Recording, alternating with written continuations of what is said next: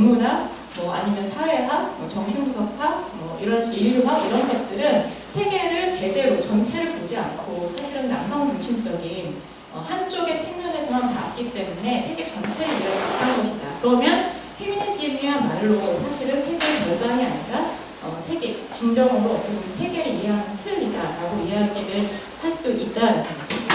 우선 여성 혐오라고 하는 말은 다들 아시다시피 미소지니라고 하는 말을 번역한 것이고 굉장히 그 젠더 체계 구조에 대한 문제 질문을 가지고 있는데 이브세주의 같은 경우 사실은 이제 영문학 18세기에서 19세기의 영문학을 이제 분석을 하면서 이 미소지니의 개념이 이렇게 이제 개념화했었는데 우에노 츠츠코 같은 경우는 그것을 단순히 문학에 국한시킨 것이 아니라 근대 사회가 어떻게 남성 여성을 구성을 하고 어떻게 젠더를 구조화하는가라고 하는 것을 설명하기 위해서 이제 사회로 확장을 하는 그런 방식으로 설명을 합니다. 우선은 이브세주의의 이야기를 좀 들어보면 메일 호모소셜이라는 개념을 이야기를 해요. 그래서 그 남성 동성 사회를 이제 비판을 하게 되는데 18세기, 19세기의 그 영미 문학들을 보게 되면 항상 이제 이런 관계들이 나오게 된다는 거죠. 사실 남성과 남성이 자기들만의 세계, 자기들만의 사회, 그러니까 자기들만의 시민권자로 인정받는 어떤 사회를 구성하기 위해서. 그러니까 왜냐하면 자기들 간의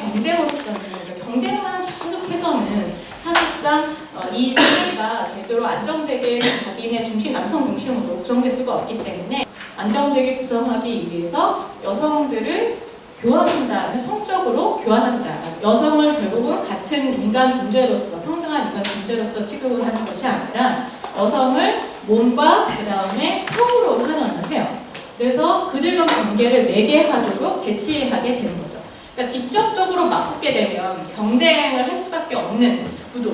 그러니까 그 안에서 남성 중심의 이제 근대 사회를 유지하기 위해서 그리고 자기가 모멸감과 다른 어떤 힘이 더 세거나 권력이 있는 남성과 부딪혔을 때 비하적인 어떤 느낌이라든가 모멸적인 어떤 느낌들을 받게 되기 때문에 그것을 강제하기 위해서 여성을 매개하는 거죠. 근데 여기에서 되게 중요한 건 뭐냐면 남성 동성 사회를 자꾸 강조하게 되다 보면 결국은 어떻게 되냐면 둘 간의 관계가 굉장히 유대관계가 너무나 돈독해지다 못해 동성애와의 경계선을 되게 애매하게 타게 되는 그러니까 갑자기 어느 순간 동성애적인 관계로 굉장히 넘어갈 수 있는 그런 어떤 위험들, 흔히 말하는 이성애 중심 사회에서 얘기하는 그런 위험들이 이제 보이게 된다는 거죠. 그래서 그것을 방지하려고 굉장히 노력을 해요.